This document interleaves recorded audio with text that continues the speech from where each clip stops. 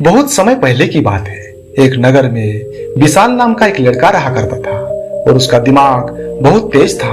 और उसकी खासियत यह थी कि वो किसी भी चीज को बड़ी जल्दी और आसानी से सीख लेता था। जहां अन्य लोगों को किसी काम को सीखने में कई वर्ष लगते थे, वही विशाल को उस काम को सीखने में कुछ दिन लगते थे। उसकी ख्याति दूर दूर तक फैली हुई थी और कहा जाने लगा था कि उस व्यक्ति के जितना बुद्धिमान कोई नहीं है। परंतु वह व्यक्ति जानता था कि वो भीतर से क्या है, क्योंकि अधिकतर लोगों को ये मालूम ही नहीं होता है कि वास्तव में बुद्धिमान कौन है और बुद्धिमान बनने के लिए क्या क्या करनी पड़ती है। इस तरह वो लड़का भी भीतर से तो परेशान था, परंतु अपने अहंकार से अपनी परेशानियों को ढकना चाहता था। विशाल अपनी प्रसिद्धि को और अधिक बढ़ाने के लिए तरह तरह के काम सीख रहा था। वो कभी संगीत सीखता था, तो कभी मूर्ति बनाना सीखता था, तो कभी चित्रकारी करना सीखता था। इस तरह वह दुनिया का हर वो काम सीख चुका था जो उसने अब तक देखे हुए थे। इसलिए उसे अपनी बुद्धिमत्ता पर अहंकार था।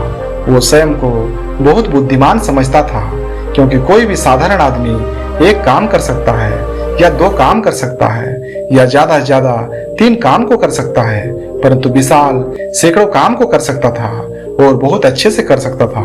इसलिए विशाल को अपनी बुद्धिमत्ता पर अहंकार था। वो इस बात को अंदर ही अंदर मान चुका था कि उसके जितना बुद्धिमान इस दुनिया में कोई भी नहीं है। फिर एक दिन उसका सामना महात्मा बुद्ध से होता है। उसे पहली बार ऐसा व्यक्ति दिखता है जिससे उसे ईर्ष्या होती है। वो लड़का अपनी तुलना महात्मा बुद्ध के साथ करना शुरू कर देता है।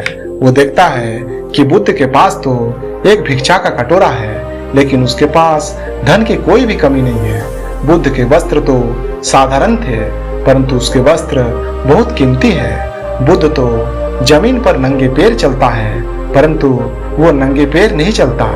इसी तरह से वो लड़का सैकड़ों चीजों से अपनी तुलना महात्मा बुद्ध के साथ करने लगता है, परंतु हर तुलना के बाद वो पाता है कि उसकी ईर्ष्या बुद्ध के प्रति बढ़ रही थी। वो लड़का मन ही मन सोचता है कि मैं इस भिक्षु से अपनी तुलना क्यों कर रहा हूँ, जबकि मेरा जीवन तो इससे 100 गुना बेहतर है। सभी लोग बुद्ध का सम्मान कर रहे हैं, आखिर इसके भीतर ऐसा कौन सा गुण छिपा है जो मुझ में नहीं है और जिसके कारण मेरे भीतर इसके प्रति ईर्ष्या है। बहुत देर बाद अपने मन में उलझे रहने के बाद वह लड़का यो निश्चित करता है कि वह महात्मा बुद्ध के पास जाएगा और उनसे पूछेगा कि उनकी उपलब्धि क्या है। वो लड़का अपने सेवकों के साथ बुद्ध के पास जाता है और उनसे कहता है कि मैं इस इलाके का सबसे बुद्धिमान लड़का हूँ और आप अपने पास जो भी देख रहे हैं मैं सब काम कर सकता हूँ। मुझे किसी भी कार्य को सीखने में बहुत ही कम समय लगता है। सभी लोग मेरा सम्मान करते हैं, परंतु इन सब के बाद भी मेरे भीतर आपके लिए ईर्ष्या है। मैं जानना चाहता हूँ कि आपकी उपलब्धि क्या है। ये सब लोग आपका आदर सम्मान क्यों कर रहे हैं। उसके बाद बुद्ध कहते हैं कि वैसे तो मेरी कोई उपलब्धि नहीं है, परंतु तुम ये कह सकते हो कि मेरी एक उपलब्धि है। वो लड़का पूछता है कि क्या मैं आपकी उपलब्धि जान सकता हूँ। फिर महात्मा बुद्ध कहते हैं मेरी एक उपलब्धि है कि मैं सभी उपलब्धियों को छोड़ चुका हूँ। वो लड़का महात्मा बुद्ध से फिर पूछता है कि मतलब मैं कुछ समझा नहीं। महात्मा बुद्ध उस लड़के से कहते हैं कि क्या तुम्हें प्रशंसा अच्छी लगती है। वो लड़का कहता है कि हाँ, प्रशंसा तो सभी को अच्छी लगती है। उसके बाद महात्मा बुद्ध कहते हैं कि क्या तुम्हें निंदा अच्छी लगती है। तब लड़का कहता है कि भला इस दुनिया में कौन है जिसे अपनी निंदा अच्छी लगे। उसके बाद महात्मा बुद्ध कहते हैं कि जो तुम्हें अच्छा लगता है और जो तुम्हें बुरा लगता है, मैं इन दोनों से भी ऊपर उठ चुका हूँ। ना मुझे निंदा सताती है और ना ही मुझे अपनी प्रशंसा प्रसन्न करती है। बस यही अंतर है तुम में और मुझ में, क्योंकि तुम्हें मालूम ही नहीं है कि वास्तव में बुद्धिमान व्यक्ति कौन है और बुद्धिमान बनने के लिए कौन कौन से तरीके हैं। भगवान बुद्ध कहते हैं कि तुम्हें अपने मन को नियंत्रण करना है। क्या तुम्हें यू आता है? बुद्ध की वो बात सुनकर लड़का समझ जाता है कि ईर्ष्या और अहंकार ही बुद्धिमत्ता का नाश करती है। महात्मा बुद्ध कहते हैं कि मैं तुम्हें बुद्धिमान बनने के 3 ऐसे गुप्त रहस्य बताऊंगा जो तुम्हें आज से पहले कोई नहीं बताया होगा और ना तुम कहीं सुने होंगे। आज दुनिया में एक से बढ़कर एक जितने भी महापुरुष और ज्ञानी व्यक्ति हुए, सब इन 3 नियमों का जाने अनजाने में जरूर इसका पालन किया होगा। पहला नियम शांत रहना और नियमित रूप से ध्यान करना।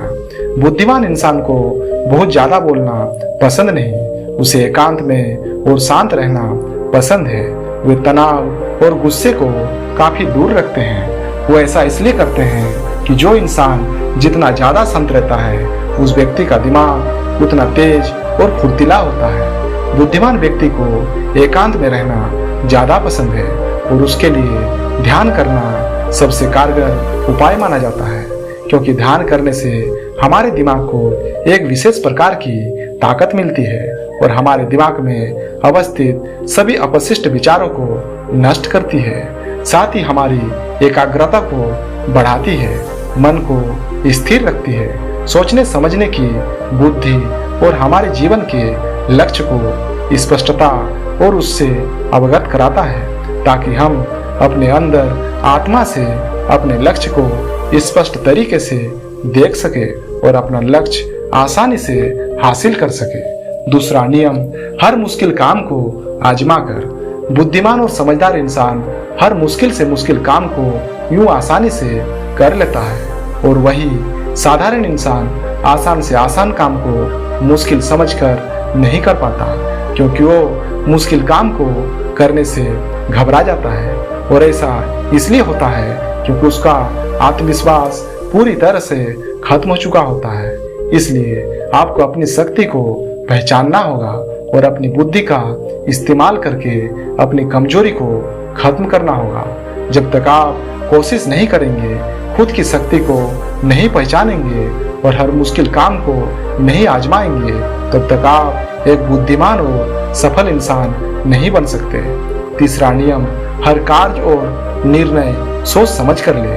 कोई बुद्धिमान व्यक्ति किसी कार्य को शुरू करने से पहले उस कार्य के बारे में पूरी तरह जांच करता है, फिर उस कार्य को अपनी पूरी शिद्दत के साथ खत्म करता है। जीवन में एक मुश्किल घड़ी वाला वक्त हर किसी को देखना पड़ता है, जब उसे अपने हक के लिए, अपनी जिंदगी को बदलने के लिए कोई एक फैसला लेना पड़ता है। उस विपरीत परिस्थिति में एक समझदार और बुद्धिमान इंसान थोड़ा ठहर के, थोड़ा वक्त लेकर अपनी परिस्थिति को हर एक बिंदु से तोड़कर, मरोड़कर, सही गलत हर तरफ से देखकर उस फैसले का निरीक्षण करके अपना एक सही और स्पष्ट निर्णय लेता है और बाद में अपने फैसले पर खरा उतरता है। ये थे 3 नियम जो हर एक बुद्धिमान व्यक्ति में पाया जाता है। यदि कोई मूढ़ व्यक्ति भी इन 3 नियमों का नियमित रूप से पालन करेंगे तो एक बुद्धिमान और समझदार व्यक्ति बन सकता है। इतना सुनने के बाद लड़का बड़े ही दुख और गंभीर स्वर से भगवान बुद्ध को से माफी मांगते हुए प्रणाम करते हैं और उन 3 नियमों का अपने जीवन में अमल करने का प्रण लेते हुए अपने घर प्रस्थान करते हैं।